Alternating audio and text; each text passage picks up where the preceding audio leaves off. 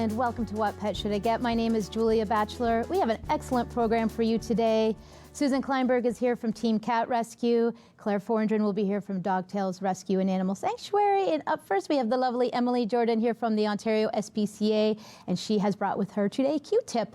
But before we get to Q-Tip, I want to talk to you about a couple things because you guys have been pretty busy at the Ontario SPCA over the last couple weekends. 2 weekends ago now, you had the Adopt a Heart program. Yeah. That was to raise funds, of course, because Ontario SPCA is nonprofit and we always need money. How did that go? It went well. So it was our first time doing it. So we had hearts that people could purchase for a donation and stick them on the windows of the animals, which was kind of cute. You could donate a Valentine to an animal in need. And then we also had a kissing booth as well. So people could bring their own pets in and do a photo. We had a professional photographer take photos of them. I do believe we have a photo of somebody that everybody knows that watches the show regularly. We have Shelby. If we can bring up that photograph from the kissing booth. Now, this was all set up at the Education Center in Woodbine, right? That's so cute. Yeah, so that's her rabbit she adopted. And then the other one, you were saying you could get Valentines. So the Valentines, they were, how much for the Valentines? $5 for one, and then you could get also a package of 5 for $20, I believe it was. Great. So lots of people did that, and so we had hearts on all the windows. It was really cute. And we raised about $170. Wow, ball of cat hair. $170, which is not bad for the first time we've done it, and hopefully next year we'll get an even better turnout. So you thought it was successful enough that something that people can mark on their calendar for next Valentine's Day? I think they'll probably do it again. Yeah, it was fun. Yeah, everybody loves a kissing booth. Yeah, right? I know. Now, also last week, I know Callie came on and she brought a cat with her named Lucy, an adorable little orange kitty. If we could just remind everybody, look at that cute face. Has anybody adopted Lucy yet, or is she still available? Lucy is still available. She's been transferred to our Markham Cat Adoption Center. So she is still looking for a home if anyone wants Lucy. And Lucy was she's a green personality, so she's that very outgoing personality type. So she'd be good for active homes with lots of kids and stuff like that. That's great. I know, because cats, well, we know even from birth, I find it's like part of it, is that nature versus nurture thing. Some cats come out, they're shy. Some are rambunctious, and then some, I think it depends on the environment that they've been raised in. Yeah. But I've seen both. You know, I've seen kittens that are very, very shy, and it's like the great thing I know with the Ontario SPCA with your color coding program is you're always trying to find the perfect match personality-wise with the perfect household. Yeah, and if you're getting an adult, the nice thing is we kind of already know what their personality, you know what you're getting, versus a kitten, which could develop, any which way, so. Yeah, I mean, I find like I've just adopted a kitten, great personality. There's a lot of work with a kitten. You've got that countdown clock on, I find, where you're like, oh, I just can't wait for this cat to settle down. Where he stops digging into the plants and doing all those things. But that's, that's just part and parcel of having something young and small in your house. Be prepared for that for sure. Now let's talk about Q-Tip, because Q-Tip, she's an older cat. Yeah. And obviously available for adoption. That's why she's here. Now tell us her story. How did she end up at the Ontario SPCA? So Q-Tip is 12 years old, and she came in with another cat as well. And the owner unfortunately had to go for a lung transplant, and so couldn't look after her cats anymore. And so they ended up with us. And but she's very, very friendly. She's an orange personality. Can you remind people what orange means? Yeah, so in the Meet Your Match program, that's kind of our middle level. So she's not super shy and not super confident. She's kind of your in between, but very friendly. And she's making it through this interview. She wasn't too keen. She wanted to go explore, so we're well, we always say, the studio environment's always a little bit stressful. Yeah. Now, you said she came in with another cat. Is that cat still available for adoption? Yes, so the other cat is also still at the shelter. Its name, I can't remember if it's a boy or a girl, is Moxie. And you can find her picture on our website as well. Moxie sounds like a girl to me, I'm just going to say. Would you prefer then, if possible, if somebody is interested in looking for an adult cat, possibly to keep these two together? I know they probably will be adopted separately, but that is an option, Yeah, right? You never know. I mean, I don't know how bonded they are to each other. They don't seem to interact too much, but we have them housed together at the shelter. Moxie's a little more shy, and today I kind of saw him or her sitting out. So it may be, now that the other cat is with her, maybe that one's becoming a little more confident. So it may be nice to keep them together if someone's looking for two cats, for sure. Well, let's talk about Q-Tip, because Q-Tip is, she is a ragdoll mix. which ragdolls, what are the character traits of those types of cats? So there's definitely going to be, they have the long hair, so there's definitely going to be some maintenance with that. She did come in to us with some mats, so I don't know if you can see, but her back end is shaved because we did have to take those tangles out. So it's definitely something you're going to want to keep up on with brushing, and if she does get a mat that you can't brush out, to cut that out so that it's not pulling on her skin and being hurtful to her. And then she also had a hematoma on her ear, so that's why the one ear is flopped down. It's not really a concern at this time. It's just kind of how she is now. She's got the floppy ear. When it comes to grooming, too, how often should you do it? Is it a daily thing? I mean, it's kind of up to you. I mean, if you do it daily, that's probably your best bet to keep it from getting tangled. Depending on the cat, too, if they like it, then you can do it more often. If they're one that maybe doesn't enjoy brushing so much, you might have to kind of limit how much you're able to do it. But have you guys been grooming her? Because I know you said you had to take her mats out. How did she take to brushing? I think she's okay with it. I'm going to have to do some more when we get back because I have noticed a few other, over there. That's she's like, there's one right there. Yeah. So we're going to have to work on that when we get back and get that out too.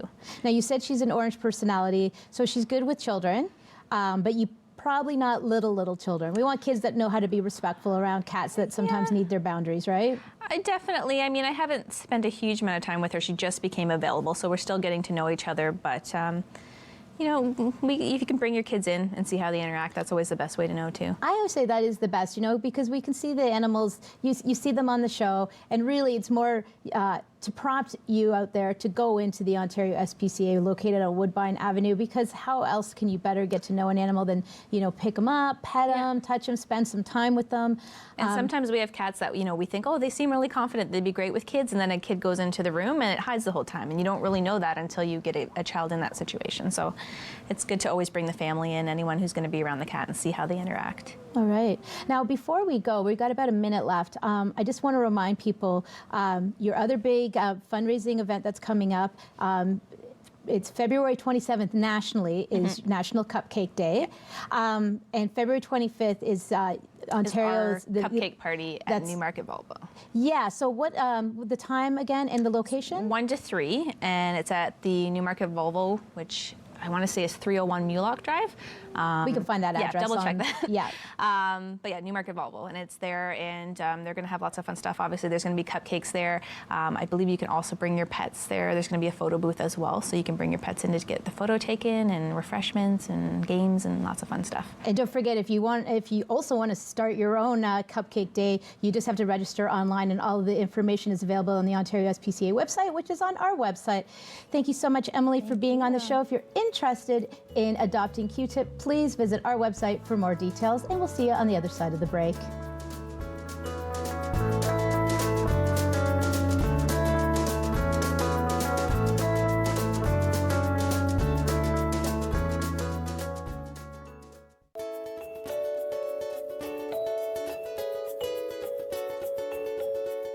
Welcome back. Joining me now is Suzanne Kleinberg from Team Cat Rescue, and she has brought some beautiful kittens here that are looking for forever homes.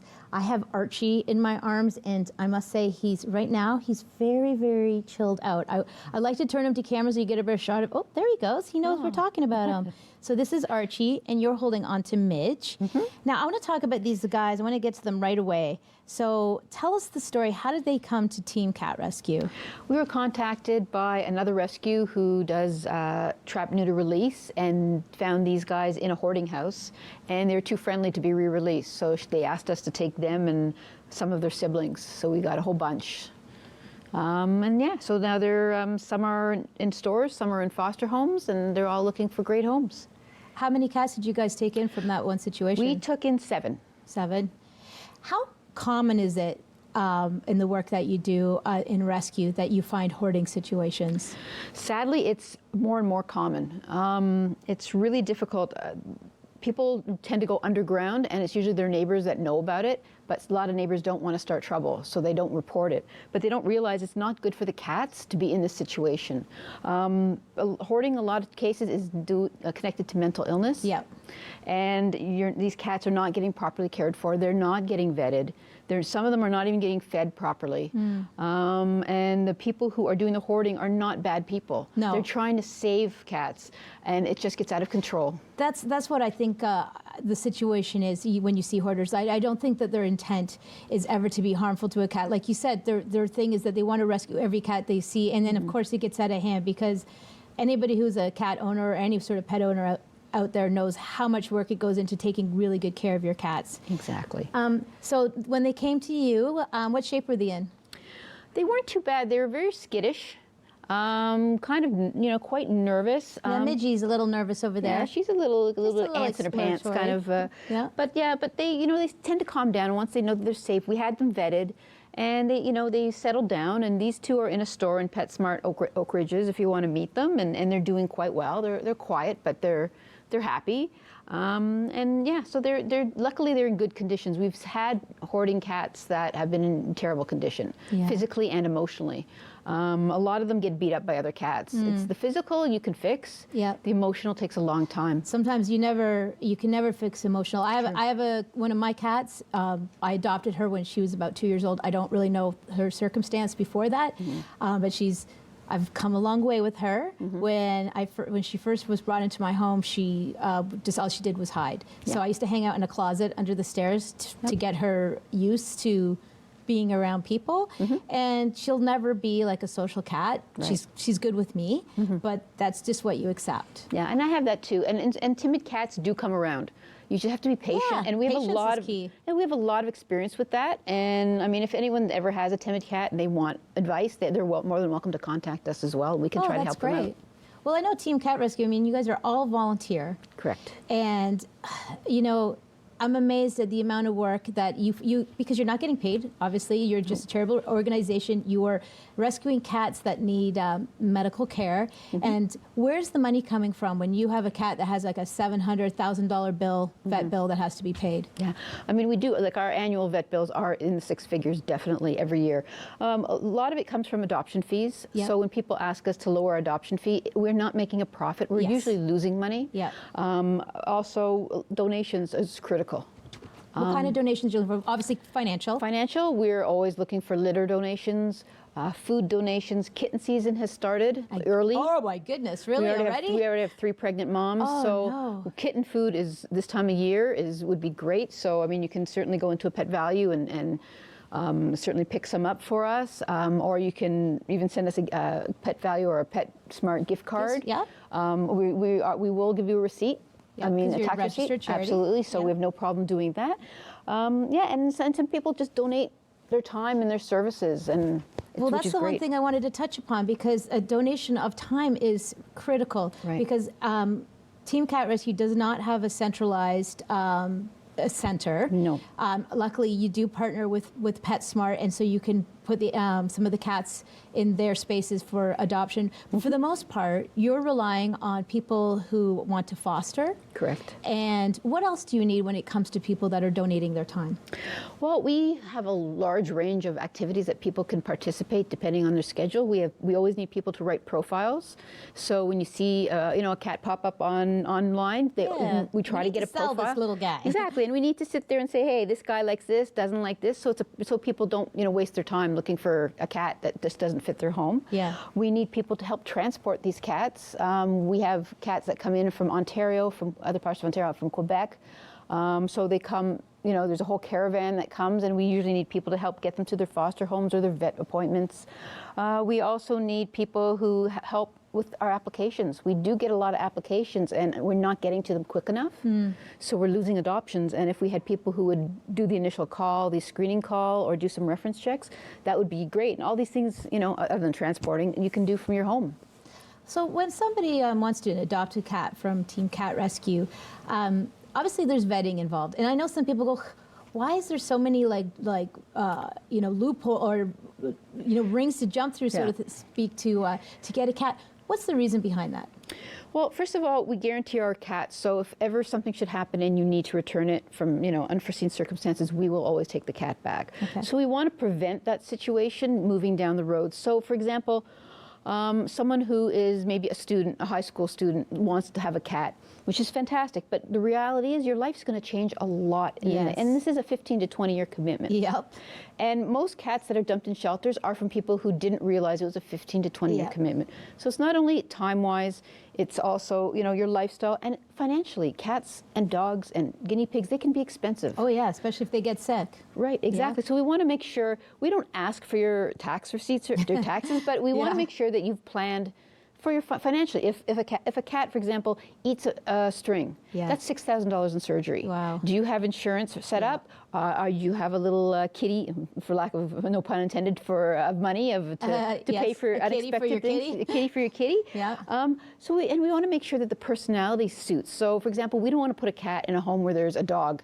And even though the dog loves cats, the cat may not love dogs. We have a lot of cats that love dogs, Yeah. but maybe that cat isn't right. Yeah. So that's kind of, we want to get a full picture. We're not looking into, we don't sell your information. I just want to make that clear. No Rescue takes your information and uses it for marketing. Yeah. We just want to get a full picture and make sure it's a good fit for you and the cat. Yeah. Because you don't want to give up. It's heartbreaking to give up your cat after 5 years realizing that, oh, you know what, Your I'm lifestyle's allergic. changed. My That's life, right. I have to move to New York or whatever. And it's just really hard and people don't, we kind of know the problems that come up. So that's kind of why we're trying not to be scary, but we just want to be thorough. All right. Well, if you're interested in learning more about Archie or Midge, both of them are available for adoption. And they are right now at the Oak Ridge's PetSmart, so you can come and meet them in person. And they are wonderful, sweet kitties, and I imagine it'll be a great fit for any home. Thank you so much, Suzanne, for being on the show. If you want more information about Team Cat Rescue, please visit our website for details. And just make sure that you adopt a kitty or possibly two. All right, we'll see you on the other side of the break.